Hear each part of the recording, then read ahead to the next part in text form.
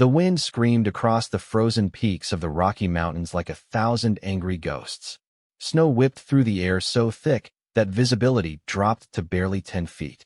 Inside the small research station perched on the mountainside, Dr. Sarah Chun pressed her face against the frost-covered window and felt her heart sink deeper with each passing hour. The temperature just dropped another 5 degrees, called out Marcus Webb from across the cramped room where he hunched over a failing radio.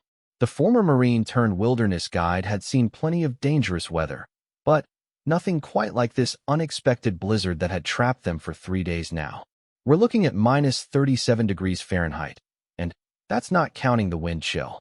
Sarah pulled her thermal blanket tighter around her shoulders. The small propane heater in the corner of the station had been their lifeline, but the fuel gauge now showed dangerously low levels. At this rate, they had maybe 12 hours of heat left. After that, the brutal mountain cold would claim them all. "How's Tommy doing?" she asked, glancing toward the small cot where 8-year-old Tommy Rodriguez lay wrapped in every spare blanket they could find. The boy had been running a fever for 2 days now, and without proper medical supplies or a way to get him down the mountain, his condition was becoming critical.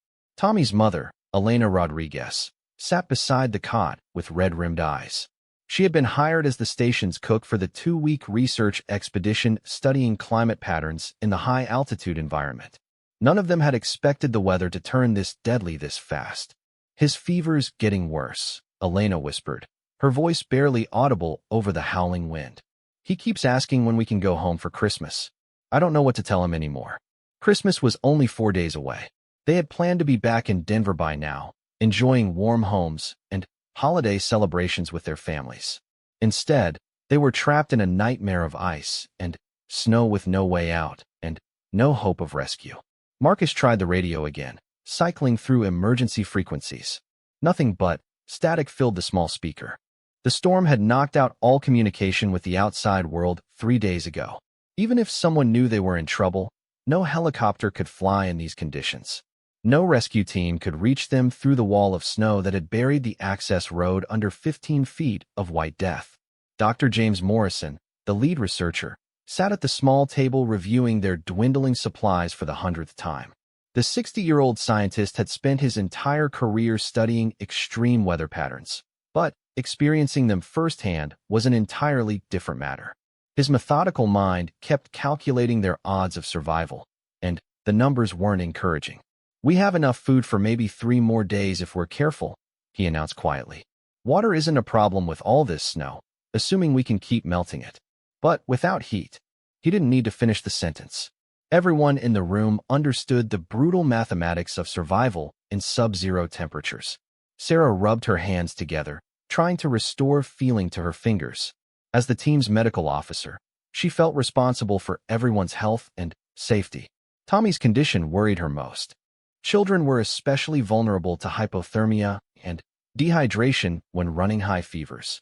Without antibiotics or proper medical equipment, there was little she could do except monitor his temperature and try to keep him comfortable. "Maybe the storm will break tomorrow," Elena said hopefully, smoothing Tommy's dark hair back from his fevered forehead. The weather forecast said it was supposed to be a light snow shower. "This can't last much longer." Marcus looked up from the radio with a grim expression.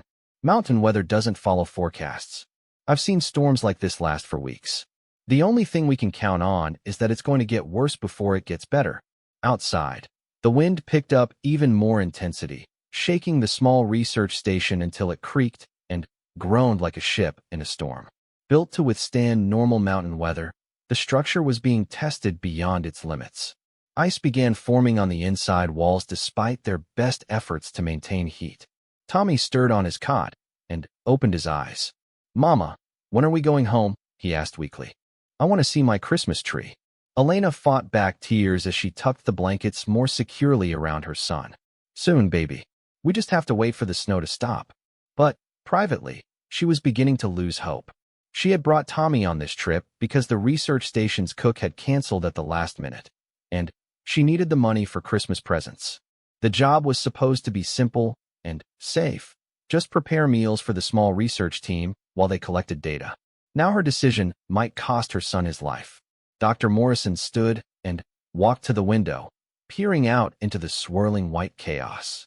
In all my years of weather research, I've never seen a storm develop this quickly or with this intensity, he said. The atmospheric conditions are completely unprecedented. Sarah joined him at the window. Through the blur of snow, she could barely make out the shape of their research vehicle, now completely buried under a massive drift. Even if the storm stopped immediately, they would need serious excavation equipment to dig it out. What about the emergency beacon? She asked. Shouldn't search and rescue teams be looking for us by now? Marcus shook his head. The beacon's range is limited in this terrain, especially with all this interference from the storm. And even if someone picks up the signal, there's no way they can reach us until the weather clears. No helicopter pilot would risk flying in these conditions. The propane heater suddenly sputtered and flamed lower. Marcus immediately rushed over to check the fuel level. His face went pale as he examined the gauge. That's not good, he muttered. We're burning through fuel faster than I calculated. The extreme cold is making the heater work overtime just to maintain minimum temperature. Dr. Morrison pulled out a small notebook and began scribbling calculations. If we ration the heat, running it for only 1 hour every 4 hours, we might extend the fuel for another day. But that means most of the time, we'll be dealing with temperatures below freezing inside the station. Elena looked terrified. Tommy can't handle that kind of cold with his fever. He's already shivering even with the heater running. Sarah knelt beside Tommy's cot and checked his pulse. It was weak and rapid, classic signs of a body fighting infection while struggling to maintain core temperature. His breathing was shallow, and his skin felt clammy despite the fever. We need to make a decision about the heat, she said quietly. Tommy needs warmth more than the rest of us. If we have to choose between rationing fuel and keeping him stable, we keep him warm. Marcus nodded grimly. That means the rest of us will have to endure some serious cold. We'll need to share body heat, stay active, do whatever it takes to prevent hypothermia. The wind outside reached a new level of fury, and suddenly, they heard a loud crack from above. Everyone froze and looked up at the ceiling. That sounded like a support beam, Dr. Morrison said with concern. The snow load on the roof might be exceeding the building's design limits. Another crack echoed through the station, followed by the ominous sound of settling wood. Fine particles of dust and ice began falling from the ceiling joints. If the roof collapses, we're finished, Marcus stated flatly. We need to start thinking about alternatives. Maybe we can fashion some kind of shelter using the research equipment and supplies. Sarah looked around the small room that had been their sanctuary for 3 days. The walls were solid, but the ceiling was clearly under stress from the enormous weight of accumulated snow. The storm showed no signs of letting up, and their fuel was running out fast. There's something else we need to consider, Dr. Morrison said reluctantly. Our research schedule. My university expects us to check in every 24 hours. We missed our last 3 scheduled contacts. They'll start wondering what happened, but they won't assume we're in serious trouble until we miss several more check-ins. Elena felt a chill that had nothing to do with the temperature. How long before they send help? Standard protocol is to wait 72 hours after the last contact before initiating search and rescue procedures. That gives us maybe 2 more days before anyone starts seriously looking for us. Marcus did quick mental math. 2 more days without heat, with a sick child, in this storm. Those aren't good odds. Tommy began coughing, a harsh sound that echoed through the small space. Elena immediately moved to help him sit up, supporting his small frame as his body shook with each cough. He's getting worse, she said, fighting back panic.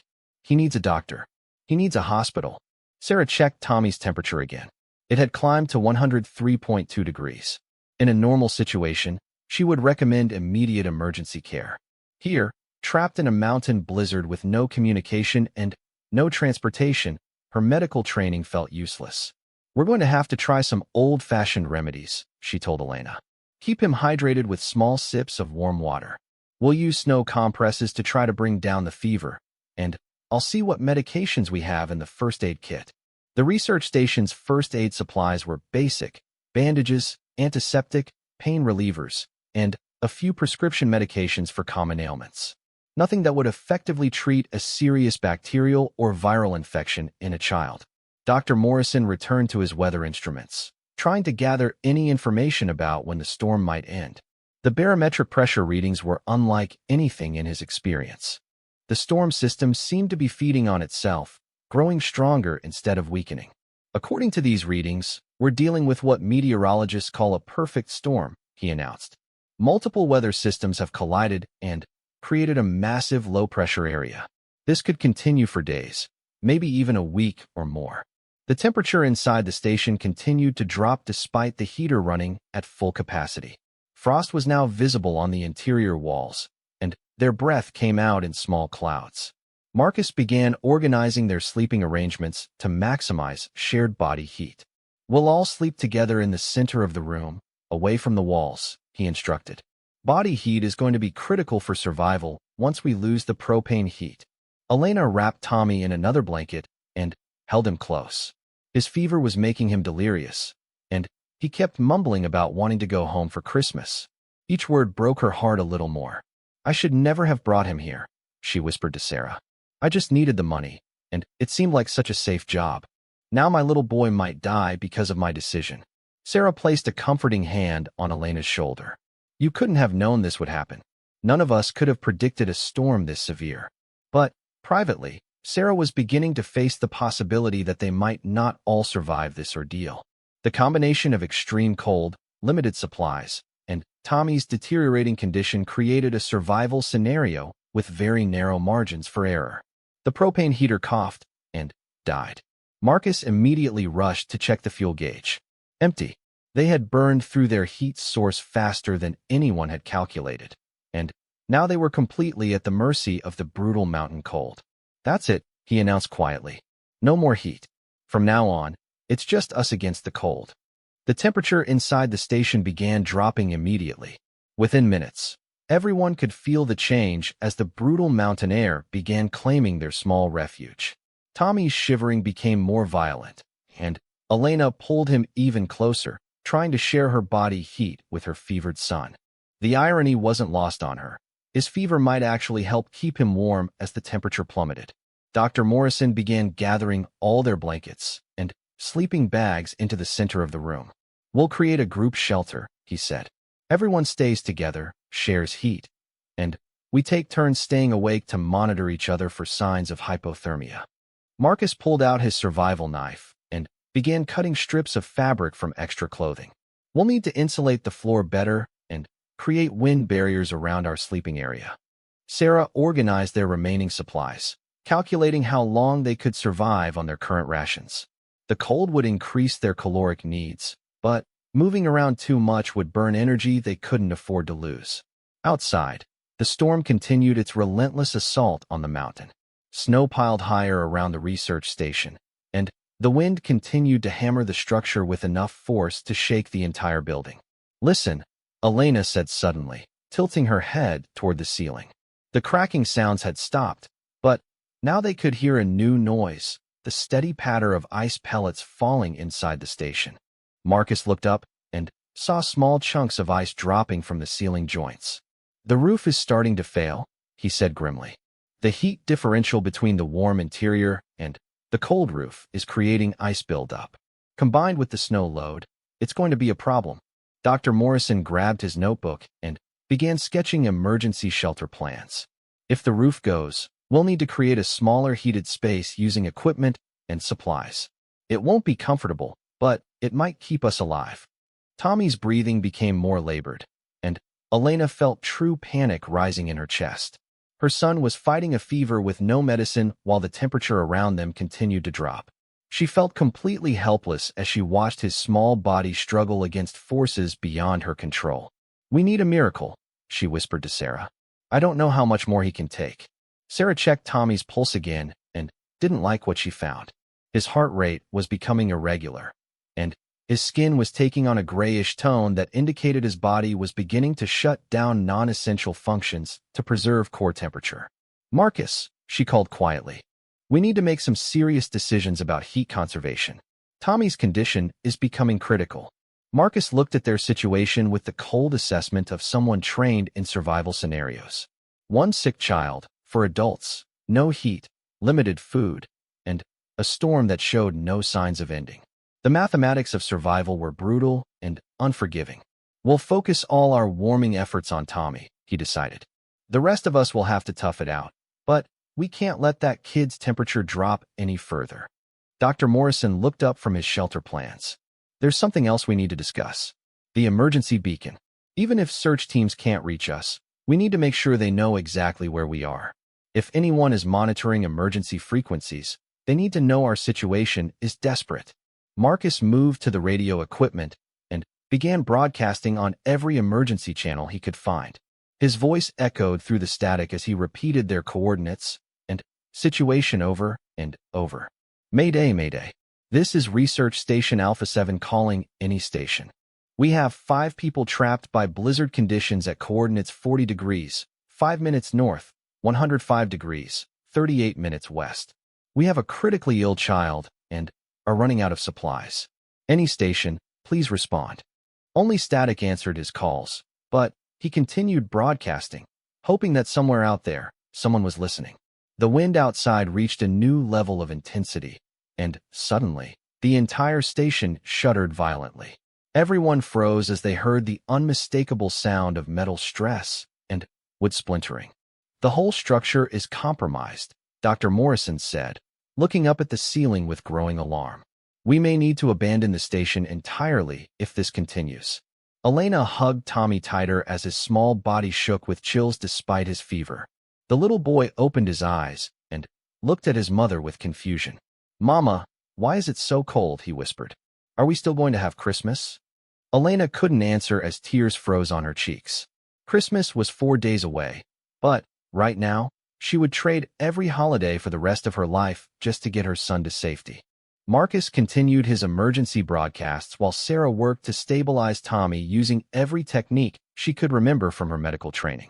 Dr. Morrison reinforced their emergency shelter plans, and Elena simply held her child and prayed for a miracle. None of them knew that high above in the mountains, a Navy SEAL sniper was about to begin a training exercise that would change everything. None of them knew that their desperate situation was about to intersect with someone who had the skills and determination to attempt the impossible. The storm raged on, and their chances of survival continued to diminish with each passing hour. But sometimes miracles come in the most unexpected forms, from the most unlikely sources, when hope seems completely lost.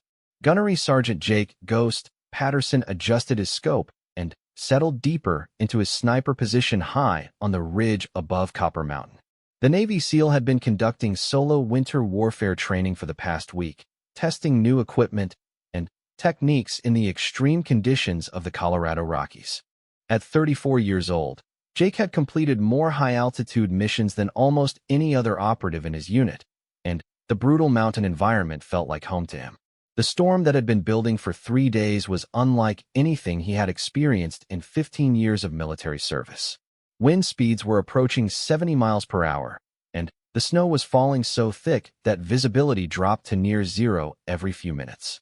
Most soldiers would have abandoned training and sought shelter days ago, but Jake thrived in conditions that others found impossible. Through his high-powered scope, he methodically scanned the valleys below, practicing target acquisition in the challenging weather. The scope's thermal imaging capabilities allowed him to see heat signatures through the snow, and he had been tracking the movement of wildlife and monitoring weather patterns as part of his training routine. Something caught his attention in the thermal display. A small structure about 3 miles northeast was showing unusual heat patterns. Jake had been observing the research station for several days as part of his terrain familiarization, but the heat signature had been consistent until now. Today, the thermal image showed dramatically reduced heat output, and there appeared to be structural damage to the building. "That's not right," he muttered to himself, adjusting the scope for better resolution. Research stations in this area typically maintain steady heat signatures even in severe weather. The fact that this one was showing reduced thermal output could indicate equipment failure or worse. Jake pulled out his military-grade GPS unit and noted the exact coordinates of the station. His training mission was scheduled to continue for 3 more days, but something about the situation below was triggering his tactical instincts.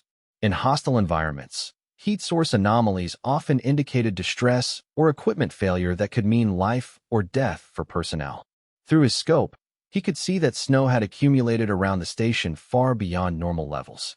The access road was completely buried, and the building appeared to be partially buried as well. For a structure that should have been easily visible from the ridge, it was becoming increasingly difficult to spot with conventional optics. Jake switched his radio to emergency monitoring frequencies and began scanning for any distress calls. Military protocol required him to monitor emergency channels during all training exercises, especially in remote areas where civilian emergencies might require immediate response. Static filled his earpiece, but then he heard something that made him freeze. A faint voice was broadcasting on the emergency frequency, calling for help from coordinates that exactly matched the research station he had been observing. Mayday, Mayday. This is Research Station Alpha 7 calling any station.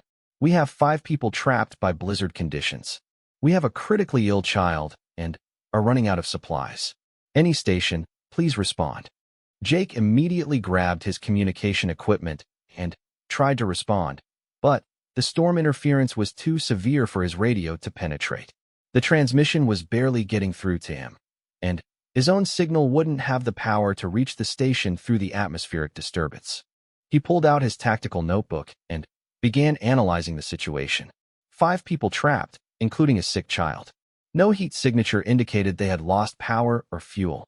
In these temperatures, without heat, survival time was measured in hours, not days.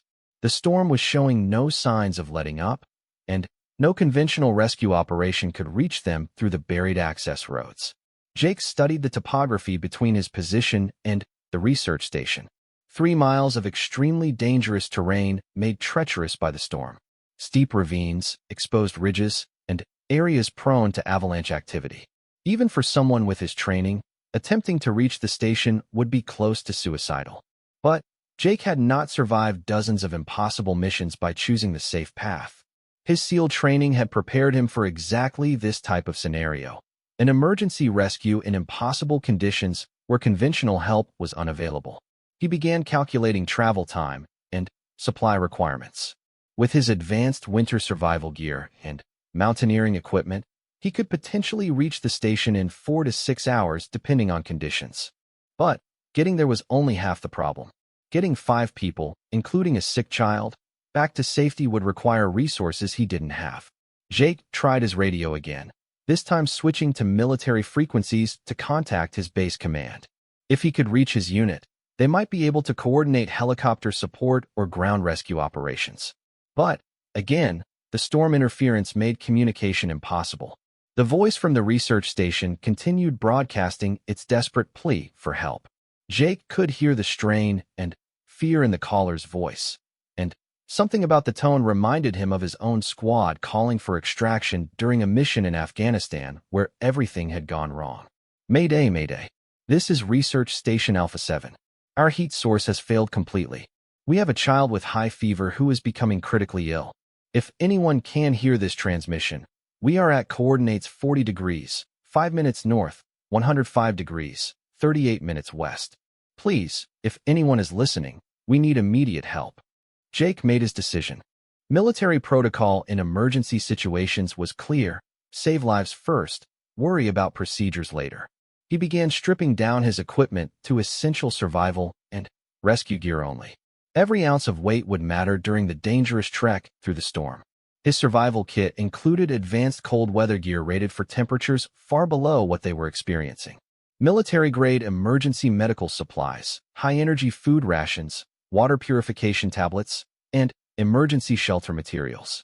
Most importantly, he had chemical heat packs and emergency warming equipment that could potentially save lives in hypothermic conditions.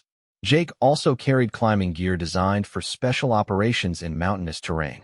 Ropes, anchors, and ascenders that could handle rescue operations in vertical environments. His training in combat medicine had prepared him to treat injuries and medical emergencies under extreme conditions.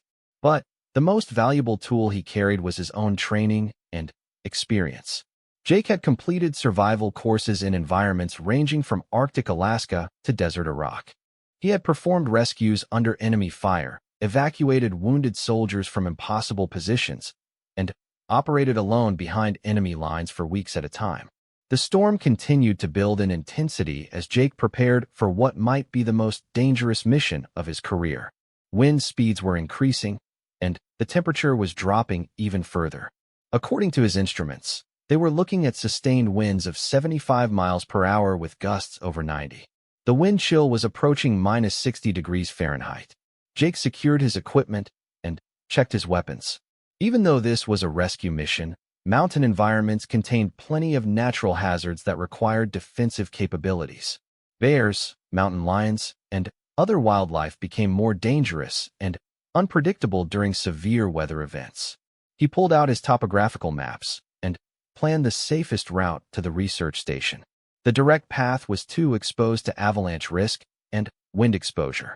Instead, he would have to follow a longer route that used natural terrain features for protection, adding at least 2 hours to his travel time. Before leaving his position, Jake tried one more radio transmission on military emergency frequencies, hoping that someone, somewhere, might pick up his signal and coordinate additional rescue efforts. This is Navy SEAL Gunnery Sergeant Patterson conducting emergency response to civilian distress call. Coordinates 40 degrees, 5 minutes north, 105 degrees, 38 minutes west. 5 civilians, including 1 child requiring immediate medical assistance. I am proceeding to location for emergency rescue. Any station receiving this transmission, please coordinate with Mountain Rescue Command for additional support. Richardson out. Jake shouldered his pack and began the treacherous descent from his sniper position toward the valley floor. The wind immediately hit him with enough force to stagger a smaller man, and the snow was so thick that he could barely see his own feet. Navigation would have to be done entirely by compass and GPS, as visual landmarks were impossible to identify. The first mile of descent was the most dangerous. Jake had to traverse a series of steep switchbacks while the wind tried to push him over exposed cliff edges. Ice had formed on every rock surface, making each step a careful calculation of grip and balance. His military-grade mountaineering boots provided excellent traction, but even they struggled against the combination of ice and hurricane-force winds. Halfway through the descent, Jake heard the unmistakable sound of an avalanche somewhere above him. The combination of heavy snow accumulation and wind loading was creating extremely unstable conditions throughout the mountain range. He immediately altered his route to avoid areas where snow buildup appeared most dangerous. Communication from the research station had gone silent, which could mean several different things, none of them good. Either their radio equipment had failed, their battery power was exhausted, or the situation had deteriorated to the point where no one was able to operate the radio. Jake increased his pace despite the risk, knowing that time was now his enemy as much as the weather. The temperature continued to drop as he descended toward the valley floor. His instruments showed minus 42 degrees Fahrenheit, and the wind chill was making it feel even colder. Even with his advanced cold weather gear, Jake could feel the brutal cold trying to penetrate his defenses. He reached the valley floor and began the horizontal traverse toward the research station. This section of the journey would be the most exhausting, as he had to break trail through snow that was waist-deep in many places. The wind was driving snow directly into his face, making it nearly impossible to see more than a few feet ahead. Jake's GPS showed that he was making steady progress toward the station, but the going was much slower than he had anticipated. The snow was deeper and the wind stronger than his worst-case estimates. What should have been a 4-hour journey was stretching toward 6 or 7 hours. Every hour of delay meant the people in the research station were closer to death from hypothermia and dehydration. The sick child especially concerned him. Children were much more vulnerable to extreme cold, and if the child was running a fever, dehydration would set in quickly without proper medical care. Jake pressed forward through conditions that would have stopped most rescue teams. His SEAL training had conditioned him to operate in environments where failure meant death, and he drew on that mental toughness now as the mountain tried to defeat him with cold and wind. 2 hours into the horizontal traverse, Jake's GPS indicated he was within a mile of the research station, but visibility was still near zero. He should have been able to see lights or some indication of the building, but The storm was creating a whiteout condition that made visual navigation impossible. He tried his radio again, hoping to contact the research station directly now that he was closer. Still nothing but static. Jake began to worry that he might be too late, that the people inside might have already succumbed to the cold. Then, through a brief break in the wind, he saw something that made him stop dead in his tracks. A faint orange glow was visible through the snow, barely perceptible, but definitely artificial light. Someone was still alive in the research station, and they were trying to signal for help. Jake immediately pulled out his own emergency signaling device and began flashing a response. 3 long flashes, followed by 3 short flashes, then 3 long flashes again. The international distress signal, repeated over and over to let whoever was in the station know that help was coming. The orange glow flickered back in response. 3 short flashes, 3 long flashes, 3 short flashes. SOS. They were alive, they had seen his signal, and they were confirming their distress situation. Jake felt a surge of determination as he realized he had found them in time. Now the real challenge began, getting into the station, stabilizing any medical emergencies, and figuring out how to get 5 people to safety through a blizzard that was still increasing in intensity. He approached the research station carefully, using his tactical training to assess the structure for safety and potential entry points. The building was partially buried in snow, and several windows were completely blocked. But the main door appeared to be accessible, although it was protected by a snow drift that would require some digging. Jake pulled out his collapsible military shovel and began clearing a path to the entrance. The work was exhausting in the extreme cold, but his conditioning allowed him to maintain a steady pace. As he dug, he could hear voices inside the building, people calling out questions and instructions to each other. Finally, Jake reached the door and knocked loudly. "Hello in there. This is Gunnery Sergeant Patterson, U.S. Navy SEALs. I'm here to help." The response was immediate and emotional. Multiple voices began speaking at once, expressing relief, gratitude, and urgent information about their situation. Jake could hear a woman crying and a man giving rapid updates about their supplies and medical condition. "Sir, we have a very sick child in here," came a clear voice through the door. 8-year-old boy with high fever, and we lost our heat source several hours ago. We've been trying to keep him warm, but his condition is deteriorating. Jake felt the familiar calm focus that came over him during critical missions. Lives were at stake, and there was work to be done. "I'm coming in," he called back. "I have medical supplies and emergency heating equipment." He opened the door and immediately felt the shocking cold inside the building. His breath came out in a cloud as he quickly stepped inside and closed the door behind him. The research station was barely warmer than the outside air, and he could see 5 people huddled together in the center of the room under every blanket and sleeping bag they could find. "Thank God you're here," said a woman with tears streaming down her face. "I thought we were going to die here. I thought my little boy was going to die." Jake immediately knelt beside the makeshift shelter and began assessing the situation. The child was clearly in distress, shivering violently despite a high fever. The adults were showing early signs of hypothermia, but were still coherent and mobile. "My name is Elena," the woman said. "This is my son Tommy. He's been sick for 3 days, and he's getting worse." Jake pulled out his emergency medical kit and began taking Tommy's vital signs. The boy's pulse was rapid and weak, his breathing was shallow, and his skin tone indicated that his body was struggling to maintain core temperature despite the fever. "Ma'am, I'm trained in combat medicine," Jake told Elena as he worked. "I'm going to do everything I can to stabilize him, but we need to get all of you out of here as soon as possible. This building isn't going to provide adequate shelter much longer." Jake immediately began setting up emergency heating equipment from his pack. Military-grade chemical heat packs that would provide hours of warmth, emergency shelter materials to create a more efficient heated space, and high-calorie emergency rations to help their bodies generate internal heat. "How long have you been without heat?" he asked while working. "About 4 hours," replied Marcus, the guide. "We ran out of propane, and the temperature inside dropped fast. We've been trying to share body heat, but it's not enough, especially for the kid." Jake nodded and continued working with practiced efficiency. He had performed medical stabilization under much worse conditions, often while under enemy fire. A blizzard was dangerous, but at least no one was shooting at him. "Here's the situation," Jake announced to the group as he continued treating Tommy. "This storm is going to continue for at least another day, maybe two. This building isn't structurally sound enough to wait it out. We need to get you to a more secure location where we can wait for extraction." Elena looked at him with hope and fear mixed in equal measure. "Can you get us out of here? Can you get my son to a hospital?" Jake met her eyes with the steady confidence that came from years of completing impossible missions.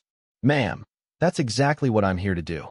It won't be easy, and it won't be comfortable, but I will get you and your son to safety.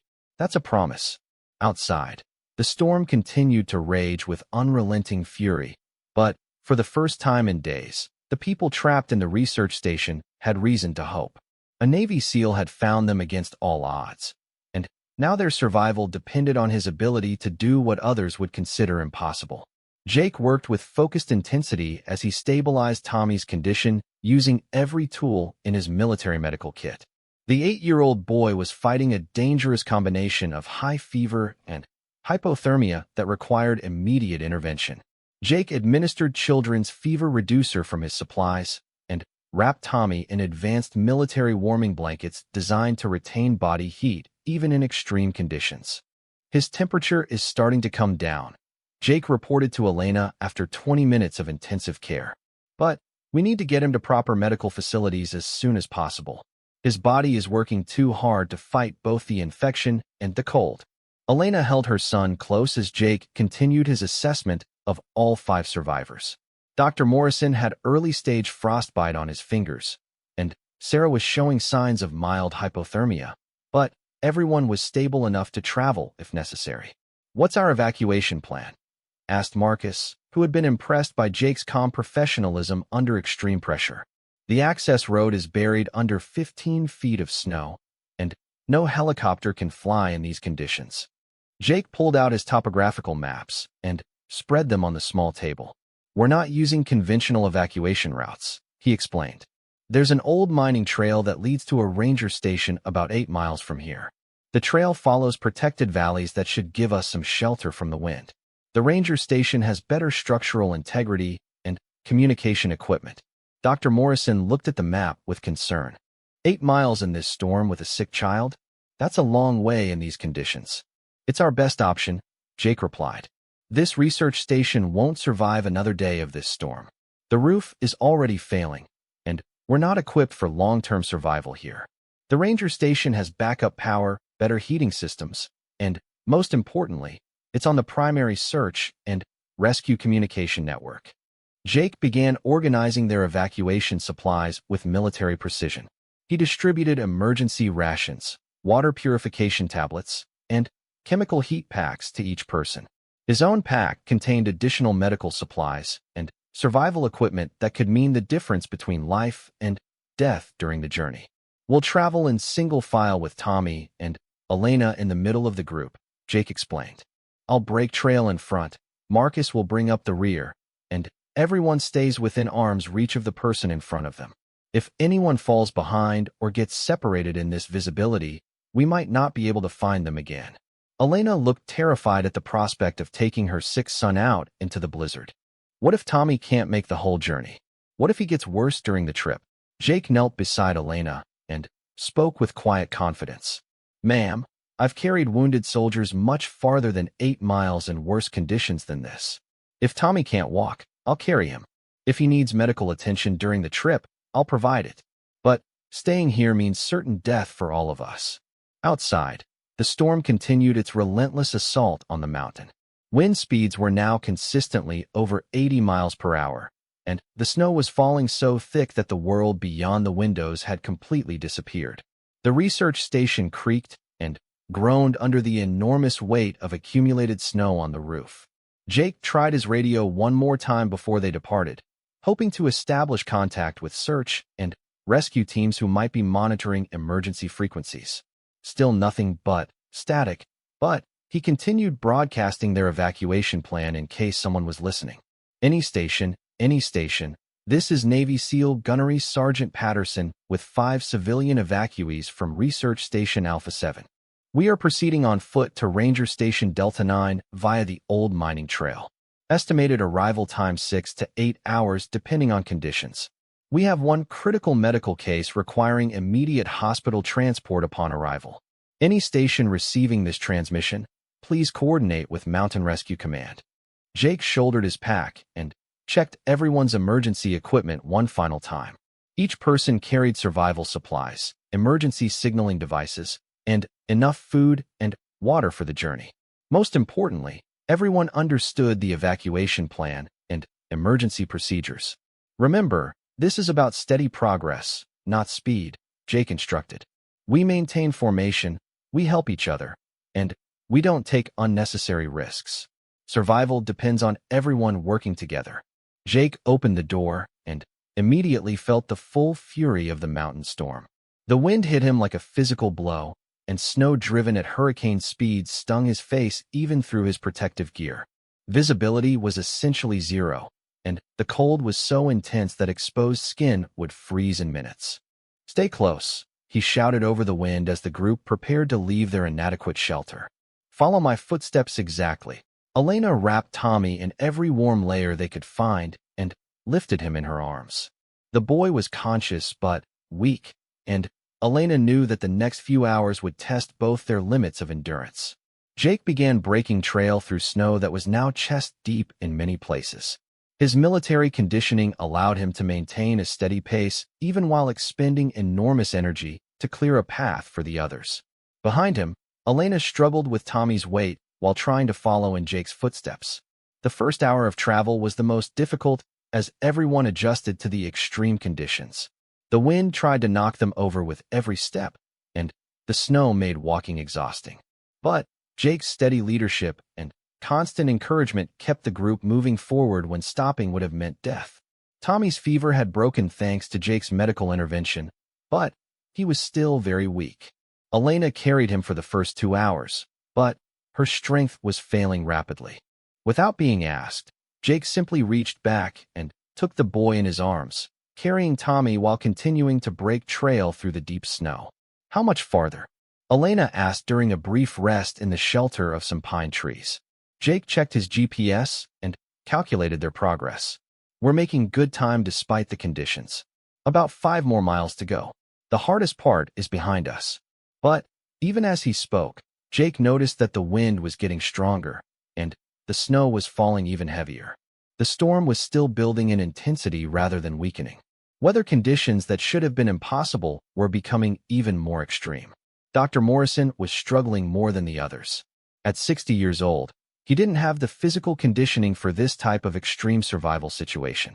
Sarah stayed close beside him, offering support and encouragement, but his pace was slowing with each mile. Marcus, drawing on his Marine training and wilderness experience, helped wherever needed. He took turns with Jake carrying Tommy, assisted Dr. Morrison over difficult terrain, and constantly monitored the group for signs of hypothermia or exhaustion. "There's something you need to know," Marcus told Jake during one of their brief shelter breaks. "Dr. Morrison is diabetic. He needs regular food intake to maintain his blood sugar levels, and extreme physical exertion makes it worse." Jake immediately assessed this new complication. Diabetic emergencies in extreme cold could be fatal, and they were still hours away from proper medical care. He redistributed high-energy food from his own supplies and made sure Dr. Morrison ate regularly despite the difficult conditions. 3 hours into their journey, they reached the halfway point marked by an old mining equipment shelter. The structure was partially collapsed, but it provided enough wind protection for a more substantial rest period. Everyone was exhausted, cold, and struggling with the physical demands of the evacuation. Jake used this opportunity to check everyone for signs of serious hypothermia or frostbite. Tommy's condition had stabilized, but he was very weak from the fever and the stress of travel. Dr. Morrison's blood sugar levels were concerning, and Sarah was showing more advanced signs of cold exposure. "We need to pick up our pace for the second half," Jake announced. "The longer we're exposed to these conditions, the more dangerous it becomes. But I want everyone to know that we're going to make it. We've come too far to fail now.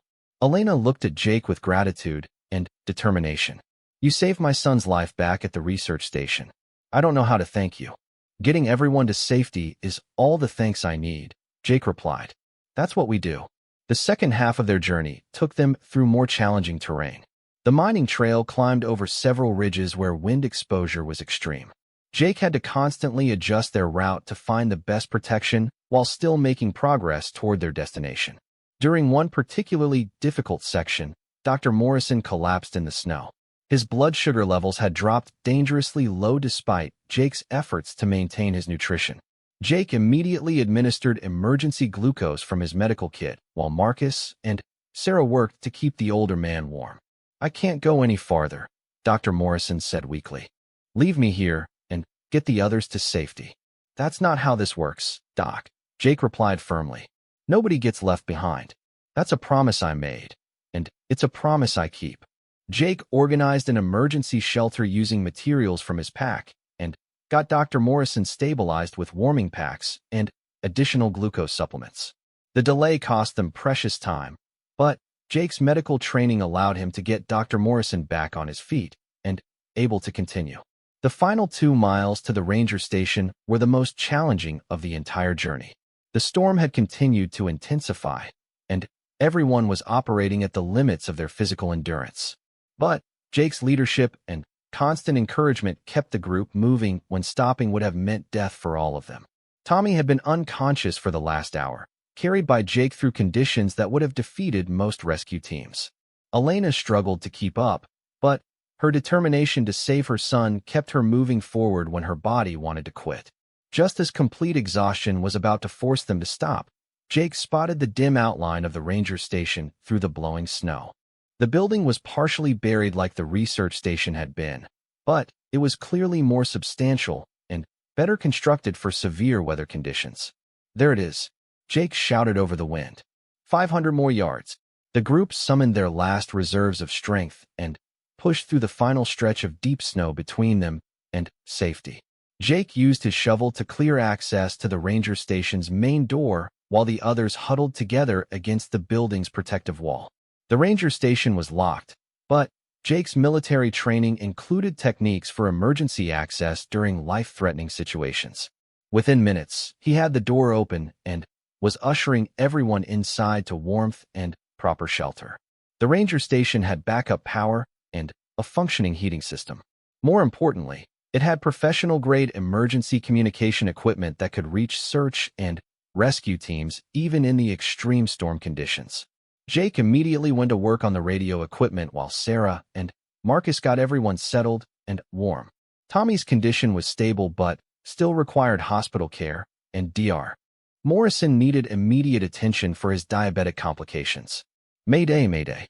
This is Navy SEAL Gunnery Sergeant Patterson at Ranger Station Delta 9 with 5 civilian evacuees requiring immediate medical extraction.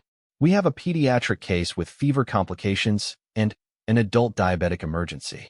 Request immediate helicopter evacuation as soon as weather conditions permit. This time, Jake's transmission was answered immediately. Gunnery Sergeant Patterson, this is Mountain Rescue Command. We've been monitoring your situation.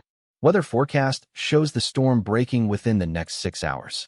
We'll have medical helicopter extraction ready the moment conditions allow safe flight operations. Elena broke down crying with relief as she held Tommy close in the warm ranger station. Her son was going to receive proper medical care, and they were all going to survive what should have been a fatal situation.